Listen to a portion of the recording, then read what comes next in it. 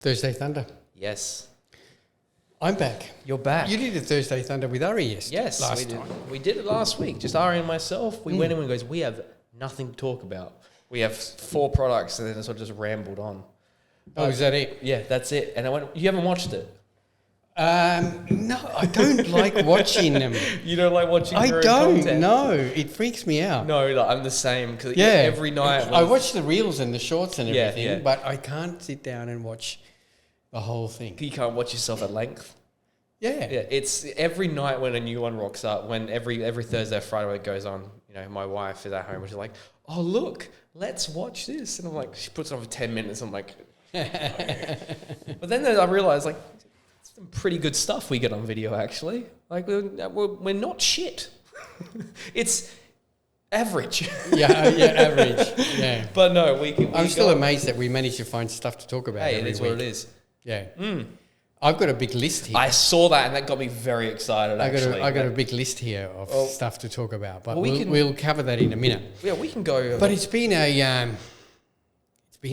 every time we come on, it's like it's been a big 2 weeks. Yep. And it has been a big 2 weeks again. So from comps, South Australian comps, to national shows. Yep, which we went to. Which we went back to Brisbane. Yes. So we talked about it last time. No, we went did to not. Queensland. We went to Queensland for the Queensland show, obviously. Yes. Yep. Yeah. So then in between that, we had the South Australian titles, which were a massive success. Congratulations to all the winners. Thanks. Thanks. That was awkward. Right there. Yeah. So you did very well. You came away with 3 first place. Yes, I did. Yep. And just missed out on an overall title. Yep. Well, 2 overall titles. 2 overall titles, yeah. So split decision on one of them. It was great. I loved it. You know, I discussed it last week, and it was super fun. It was probably one of the longest pose downs I've ever had to be in. That's right. If not the longest pose down I've ever seen. And it was traumatic because I just came off from the open class too. I just went through a 10, 15-minute round to then go off stage, come back on, do the mandatories, do the compulsories, and then do the pose down, which went for essentially 10 to 15 minutes after. While the judges deliberated. And it was constant posing. It was pose, breath.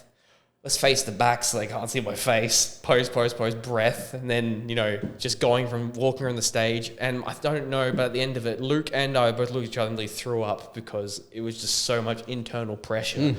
But congratulations, Luke. You were an incredible competitor. Luke Craggs. So he's a 2-time winner now. Because he won it a few years ago. Yep. As well. So, great bodybuilder. Phenomenal bodybuilder. It's funny with natural bodybuilding. Like when you see Luke in person... just in normal clothes, you just sort of think, oh, yeah, there's a fit-looking guy. Yeah. But, man, it's the what curse, a dense physique. It's really the curse of the dense. natty. Yeah. Yeah, you look like a normal person when you put clothes on. Then we flew to Queensland. Yep. For the Australian titles. You went as a coach this time. I went as a coach this time. Not as a competitor. Yep. You felt all right about not competing? I was 100% at peace with it. Yep. I made the decision not to do nationals right after Queensland. Yeah. Because I knew that next peak week was going to be intense. Yeah. And if I wanted to come into nationals, it would have to be even more intense. And I was like, mentally, physically, emotionally, I couldn't do another peak week because that would have been a peak week back to back to back. And that is just not feasible. Yeah, look, running 3 shows. I'll say this. I think you made a mistake doing Queensland. I think so too. Because if you would have done the South Australia... Yes. You would have gone into the nationals with 3 wins on your back. Yes. And you would have been in a totally different mindset. Exactly, yes. Yeah. But Queensland was just a fun experience. Yeah. And it was a good show. I mean, hey, what can you do? But a mistake. Yep. It's okay. We live and learn. Yeah. That's the point of the sport. And it's always doing 2 shows is hard. Doing 3 shows is really hard. Yep. And I always tell people, like, you know, a lot of times people talk about, I'm just doing this particular show as a warm-up before ICN. Yes. And I always say, well, no, you should do ICN as the warm-up to the nationals. Yeah. Yeah. You know, because peaking 3 times is going to be really difficult. Yep. And usually by the 3rd time, your body's starting to not respond. Well, no, and you see that, or I've seen that for 20 years of running shows, which we'll talk about on this list in a minute, that, you know, your body just does not really after the you can do 2 shows, I reckon. 3, nah. Well, that was exactly what I thought. Like, my body stopped responding after the Queensland show. Yeah. My lowest weight in my prep was the day we started loading for Queensland. I was 77.6 kilos. After the Queensland show, we bumped steps up to 17,000. We had so cardio was increased, food volume was decreased a little bit to come in harder for the SA show, but my weight plateaued at 77.9. Yeah. The morning of the Adelaide show, I was 80.1. Oh, right. Yeah. So I came in at 80 kilos at that show. When Nationals flying out 2 years ago, I was 83. Yeah. So I believe I came in the best I possibly could have at the Adelaide show, but my body stopped responding pre-Queensland. Yeah. I didn't hit that low again. My body was stressing. It was holding on to everything. Morning of the show, I felt fantastic. I was at ease. And now it's, 10 days post? We're about 10, 11 days post, and I feel fantastic. Excellent. Yeah, that's something we can talk about actually as well. Good to hear. Yeah. Anyway, well, let's do a little bit of shop talk. We haven't got too much in the way of new products. We do have this one, which I'll get you to talk about it because you've actually used it. Yeah. So it's from our friends at Red Dragon, makers of Dragon Fuel, Dragon Greens, Dragon's Breath, Fireball, Yep. all that sort of stuff. Some of our favourite products. They are and they've come out fantastic to now use. with this one, Dragon Pump. Yes, and this is, of course, this is the unflavoured one. It does come in 2 other flavours. It comes in a peach and a strawberry. Yep, so the unflavoured obviously is just that. Now, I used this at its full dosage. I used 2 scoops because I wanted to get that 6,000 milligrams of citrulline. It does have citrulline, it does have betaine anhydrous, L-tyrosine, and with the addition of alpha GPC, vitamin Bs as well. The best thing about this, however, it is loaded with potassium and sodium, which are imperative to muscle cell function and muscle cell volumization.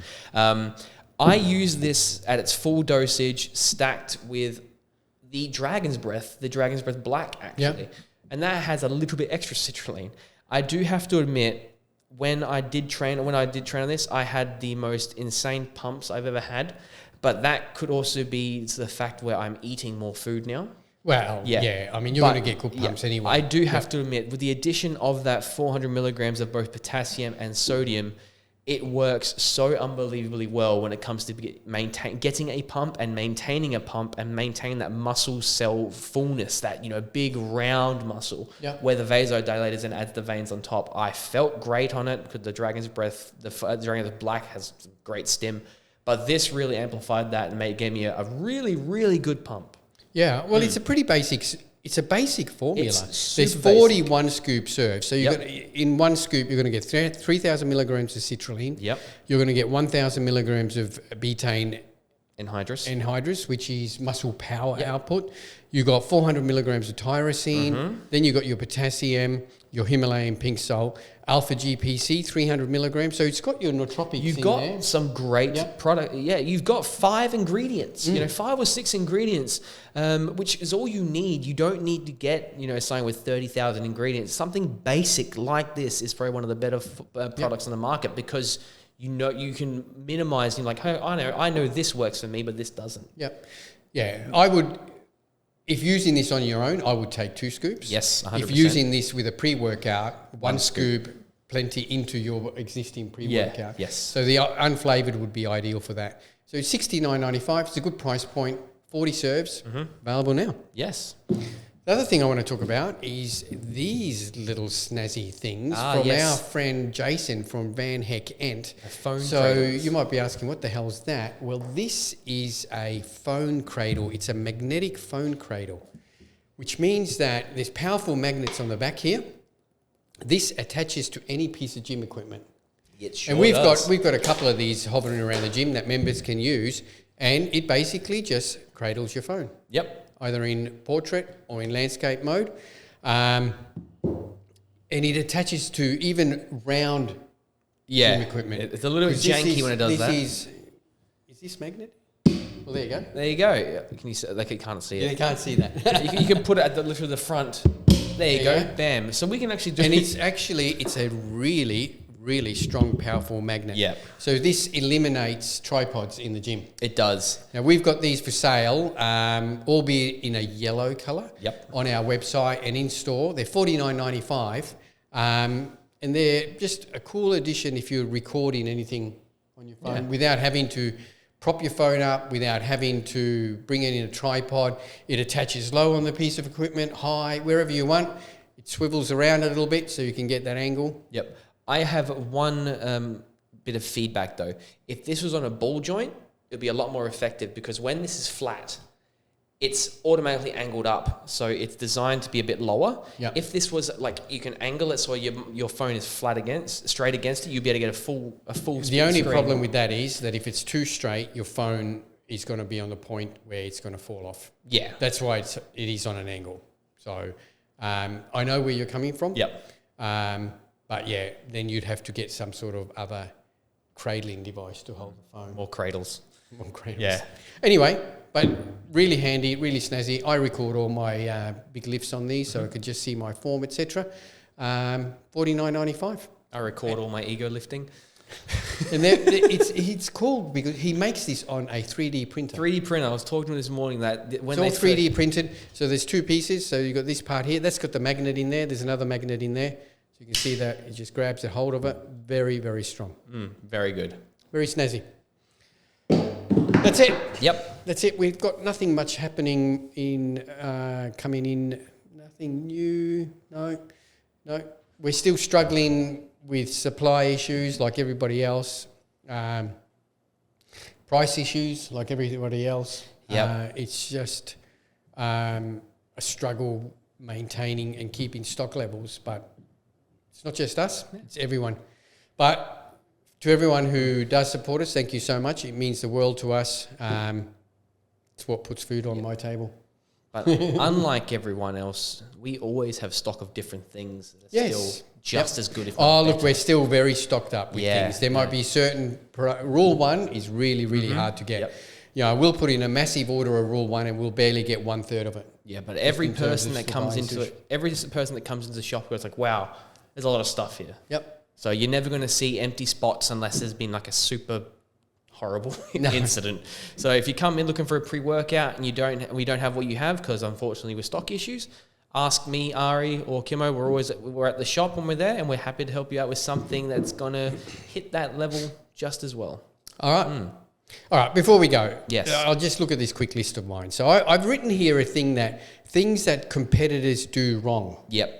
Oh, can we make this into like another segment? Like we can like segment this video? No, look, we'll gloss over it because these are just some of the basic... I've been promoting comps and competing myself promoting comps for 23 years and competing for 30 or 40 years. So, but I see this every season and some of the things that competitors do wrong. And a lot of times it's not their fault. They're just given wrong information. Yep. So I just want to go through a few things here, and if any of this resonates with you, don't get butthurt. I'm not directing this at anybody. This is just a general perception that I see every single show that I run. Right? The first one I've put here is not diet hard / long enough. Yes. Like a lot of competitors still are coming in, I think, at 90% or less in terms of condition wise, whereas 10, 15 years ago, everyone was shredded. Now, there seems to be this thing that competitors come on stage in 90% or less condition, not 100% in the best condition. And a lot of that factor is that they're just not dieting long enough, and they're not dieting hard enough. They're not going into a real deficit, or deep, dark place that you need to go to get 100% shredded, you know? Yeah, no, I agree. Now that cannot be the competitor's fault. That can be sometimes their coach's fault. In that coaches will take on a client, not tell them the truth that, all right, we're 13 weeks out from the show, you're not going to make it. Yeah. Whenever I get a brand new client, because I myself am a comp prep coach. Actually, funnily enough, I am now an accredited comp prep coach through Sports Nutrition Australia. Yep. So that's a thing. There is one thing I always ask every single competitor or wannabe competitor when I do a consultation is how much do you weigh? What's your body composition like? Followed by how much do you think you're going to have to lose to step on stage? That's right. And 9 times out of 10, you might have someone with, let's say a relatively defined core. Like they've got a 6-pack, it's softer, but you can see there's probably about, I'll ask that, how much you weigh? Oh, I weigh 70 kilos. I'll probably think I'll step on stage around 66, 67. Yeah. It's heartbreaking when I say, nah, you're looking at 60, sub 60, maybe even 56, 57. People don't realize how much fat they carry. And that's another thing that you could add on here. They just got no idea. They think they need to lose 5 to 6 kilos to be comp ready when they need to lose 10 to 15 kilos. Yeah, to be potentially even more. Yeah. All right. The next one I've got here is that they enter the wrong divisions. Every show we've got competitors that are in the wrong division. We've either got fitness girls in bikini divisions or vice versa. We've got bikini girls in fitness divisions. Yep. We've got men's fitness guys that should not be in men's physique and so forth. Now, again, this can be the coach's fault. The coach is directing the competitors into wrong divisions. But the main reason is that they're just not going to the website or not coming to posing classes, not talking to us, not coming to show us their physique and asking which division I should be in. And the other thing that a lot of things, I'll quickly digress, competitors do wrong is that they never even go to a comp. There's so many competitors have never been at a bodybuilding show or fitness show, but they want to compete. That always makes me wonder, like, what makes you, why do you want to compete? You might go to a fitness comp and you see it in person and you go, oh my God, I don't want to do that. Yep. Because it's totally different from Instagram photos. So you have to enter the divisions that suit your body, not what you want. Exactly. We've had girls come in and say, yeah, I want to do bikini. But you're a figure girl. Yeah. You've got way too much muscle. No, but I want to do bikini. Yeah, but you come last. Yeah. We'll have to mark you down. So, but I just want to do it for the experience. Yeah. But then you get upset with placing. No, that's right. I want you to have the best experience on stage. And one of them is by being in the right division that suits your body type, your muscularity, etc. So again, we've got posing classes that are run by our judges who will be able to tell you. They'll be able to advise you which division to go on. We do our seminars every year. 13 weeks out, we'll do a seminar and we talk about the criteria and what needs to be done. The other one is that they don't practice posing enough. Yes. They don't understand the importance of posing. Yep. And they think that now that there's no routines or anything, posing isn't important. No, your compulsories, your quarter turns, everything are just as important as they've ever been before. Yep. And again, I see competitors that could do so much better if they just knew how to present their body better. So practice your posing, go to your posing classes, etc. They don't question their coach. That is one thing that I am big on as well. I always ask people, if you're ask questions. Yeah. I want you to ask me any question that comes to mind. I don't care if it's 11 o'clock at night and you're wondering why is your foot cramping, you tell me. Yeah, and if you're uncomfortable with something your coach is getting you to do, you have to bring that up with them. Yes. Because in effect, you are hiring a person. So it's just like you hiring a builder, a carpenter, plumber. If they do a terrible job, you're going to question them. Yeah. So question your coach. What are your methods? Yeah, don't be afraid. Question your coach before you even hire him, etc., to find out stuff about him. I see too much backstage bullshit. Clarify backstage bullshit. Well, just coaches getting people to do all sorts of weird stuff backstage, food timing or sodium timing, things like that. I really believe most of that does jack shit, does nothing. It's a thing you would try doing if you're trying to get that 1% better, but that 1% can push you back 10%. Exactly right, yeah. So if you are even 5% off your, like being absolutely your best, I would never sacrifice that 5% to try and gain 1%. No. Yeah. And this is not just backstage stuff, this is even peak week stuff. Like if you look phenomenal on the Monday, really try, you should be doing as little as possible to change that. And by implementing some sort of complicated peak week strategy, you could go backwards 5%. So just be aware of those little things. Don't go to posing class. I've got that here. Cannot see changes that aren't happening. Cannot see changes that aren't happening? Aren't happening. All Double right? negative? Now, every time... I went to most posing classes this year. Yep. And I saw competitors that came week after week after week who didn't change. Okay. Like they didn't change. Does that mean... They stayed the same. Like they weren't getting leaner. Their physique recomposition wasn't changing. And what amazes me is that they don't see it. You know? Like you should see, you shouldn't just go to your coach, you shouldn't just trust your coach with saying, trust the process. If you can't see changes within a week to 2 weeks, you need to implement changes. Yeah. You need to do something. You can't just keep doing the same stuff, because if no changes happen in 2 weeks, they're not going to happen in the next 2 weeks. And all of a sudden you're way behind the ball. You're never going to catch up, and you're going to bring a condition that we talk about that is sub 90%. Yep. That's what I meant. Yeah. I mean, that could also come down to you're checking in with your coach. Are you doing your check-ins?